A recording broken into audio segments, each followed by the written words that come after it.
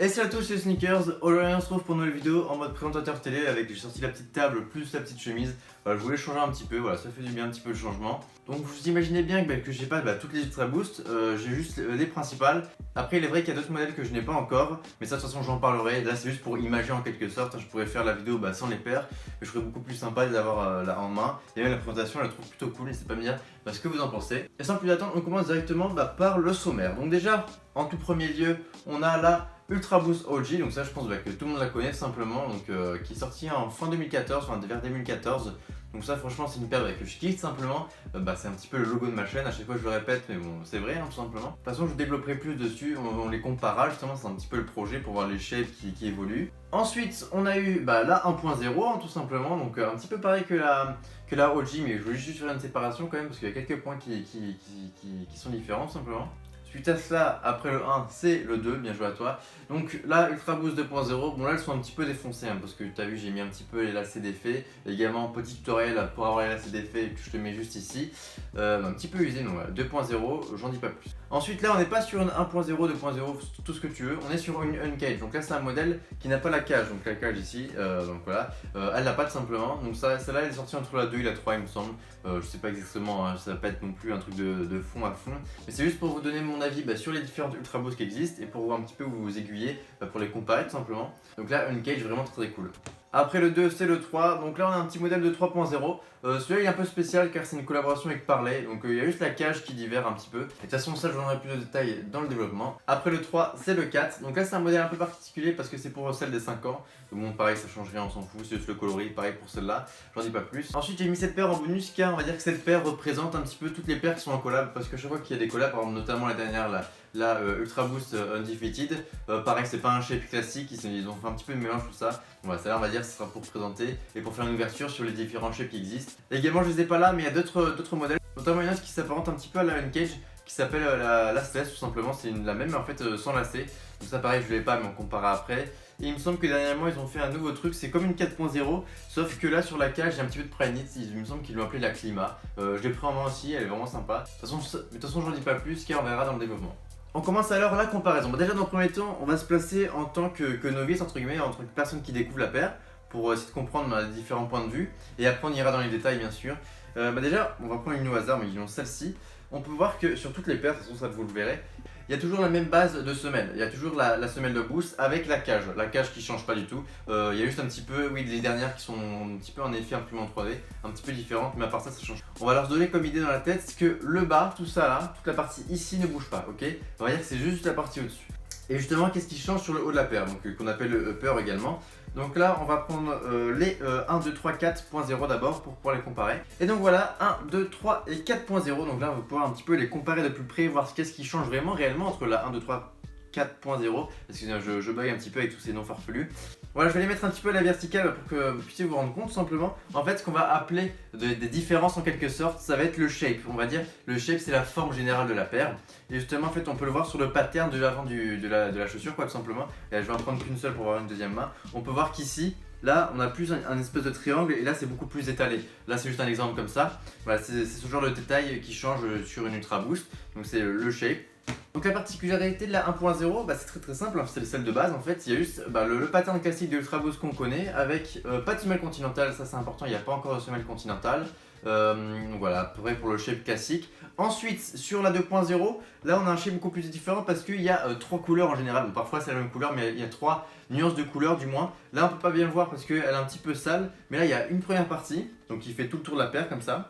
Une première partie. Ensuite, il y a une deuxième partie qui recouvre juste au-dessus, qui repasse les contours également. Et après, à l'intérieur, c'est rempli pour tout le tour. Donc voilà, ça fait 3 couleurs en tout.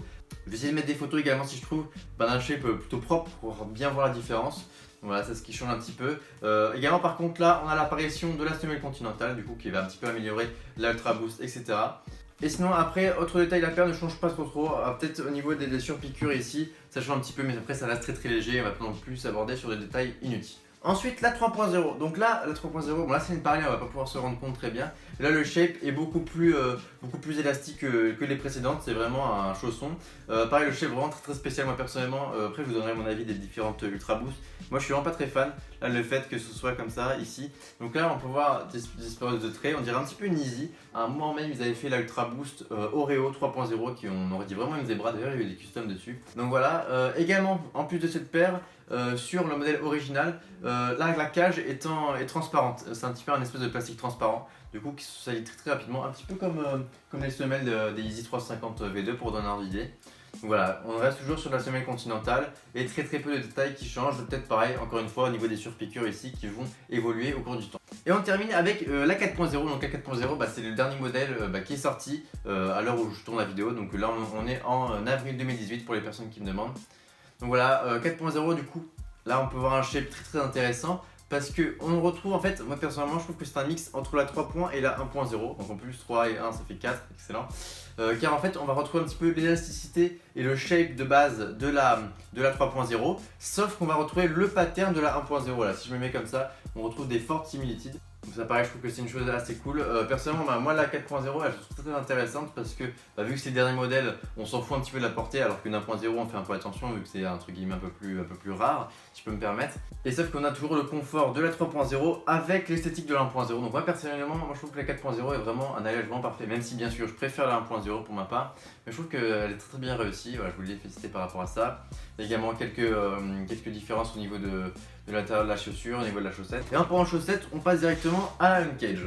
Donc là, Uncage, en gros, si vous voulez, comme dit son nom, Uncage, donc sans la cage. Donc là, on peut voir sur ce modèle ici qu'il y a une cage simplement pour pouvoir mettre les lacets. Sauf que ici, ils l'ont enlevé tout simplement, ils ont juste enlevé la cage, ils ont mis des lacets par-dessus. Donc ce qui donne un truc assez intéressant parce qu'en plus, ils ont mis une espèce de petite chaussette et qui donne un effet très confortable. Au début c'est un petit peu compliqué parce que c'est un petit peu rigide, mais après avec le temps c'est vraiment un chausson. Là pour le coup c'est vraiment un vrai chausson parce que souvent je vois des youtubeuses lifestyle qui parlent des Sock Dart comme quoi c'est les chaussures les plus confortables qu'ils ont jamais eu. Voilà, je vous invite vraiment à tester les Ultra Boost. Et en vrai celles-là elles sont vraiment exceptionnelles. Et pareil, je pense que je ferai une vidéo sur la paire la plus confortable d'ailleurs qui pas dans celle-ci, je vous l'annonce directement.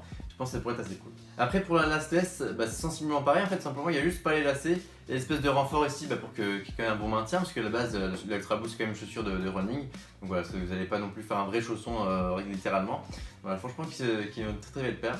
D'ailleurs la lastless que j'aimerais bien en avoir une d'ailleurs dans ma collection, bon après ça on verra bien sûr avec le temps, mais je pense que ça pourrait être bien sûr très cool d'en avoir une pour quelqu'un qui essaie de collectionner l'Ultra Boost. Ensuite, il est vrai que Adidas a voulu un petit peu se démarquer pour les collaborations parce qu'imagine tu prends juste un shape de base, une 2.0 et tu fais des collaborations dessus, c'est un petit peu nul, même s'il y en a, elles sont pas non plus ratées, voilà, je voulais juste faire un petit aparté là-dessus. À chaque fois qu'il y a des collaborations, ils essaient un petit peu de soit créer des nouveaux shapes ou soit reprendre des anciens, genre notamment l'espèce de Naked par exemple, qui reprend le shape des 1.0, enfin plein de trucs comme ça. Et du coup par exemple ici on se retrouve avec une petite Ultra Boost en collaboration SNS et Social Statut. Donc pareil, je vous l'ai présenté il y a quelques temps sur la chaîne. Donc voilà, on peut voir que là le shape est vraiment très différent des autres en fait tout simplement. On n'a vraiment aucune similitude. Bon, je pense qu'elle se rapproche entre une 3 et une 4.0 parce qu'elle est sortie au milieu, enfin dans l'air du temps à peu près. Plus au niveau de la 4.0, mais il y a pareil encore une fois aucune trace de ce shape. Mais on trouve les bases quand même, la semelle comme je l'ai dit qui change pas, on l'a fixé en début de vidéo. Et donc pareil, au niveau de la chaussette, au niveau de la cheville, on retrouve vraiment la même similitude que sur une 4.0. Donc là c'est ce qui me fait penser que cette paire en fin de compte une 4.0, même si moi personnellement je la vois à part, et même je pense un petit peu comme tout le monde. Et donc voilà, après avoir comparé toutes les différentes Ultra Boost qui s'y trouvent, on va pouvoir passer un petit peu à la OG. Du coup pour celle-ci, on fait un petit peu de place, hop, on dégage tout, j'ai tout niqué, c'est pas grave, pour enfin parler de la Ultra Boost OG. Car la OG a vraiment une place dans mon cœur personnellement parce que car c'est tout simplement la première Ultra Boost qui est sortie, c'est vraiment elle qui a acté la Ultra Boost, qui a vraiment dit ok cette paire c'est la meilleure paire du monde. Du coup moi ça va être un petit peu un avis pas très subjectif parce que moi je la kiffe, même si je vais essayer un petit peu d'être assez critique pour vous donner du coup l'avis le plus intéressant. Donc déjà au niveau de la paire, on est vraiment sur un shape de 1.0, il y a juste quelques trucs qui changent, il y a le coloris qui change un petit peu et quelques petits détails au niveau de la cheville, mais personnellement qui sont vraiment pas très gênants, il faut vraiment aller le voir de près pour le voir. Et également le petit shape, le petit pattern, c'est pas du tout la même couleur que sur la 1.0, c'est pas du tout un coloris noir black avec juste un truc en bleu ici, c'est vraiment un vrai coloris à part. Donc ça vraiment très cool avec les petits aglets dorés, pareil l'écriture en rouge à l'intérieur et après la semelle qui change pas. Et du coup voilà, c'est sur ça qu'on finit cette petite vidéo. J'espère que celle-ci vous aura plu. Mais du coup n'hésitez pas à me dire si ça vous a plu entre guillemets de comparer un petit peu les différentes Ultra Boost pour les personnes qui ne connaissaient pas. Après je suis d'accord avec vous, c'est pas une vidéo qui est vraiment très complexe à faire, mais voilà, vu qu'on m'avait demandé, je me suis dit si ça pourrait être une plutôt bonne idée. En plus ça me permet de tester un petit format. Donc moi je pense que ça peut être que positif. Et du coup voilà, je vous remercie d'être resté jusqu'au bout. Et moi je vous dis à la semaine prochaine pour une nouvelle vidéo. C'était juste Sneakers, ciao ciao.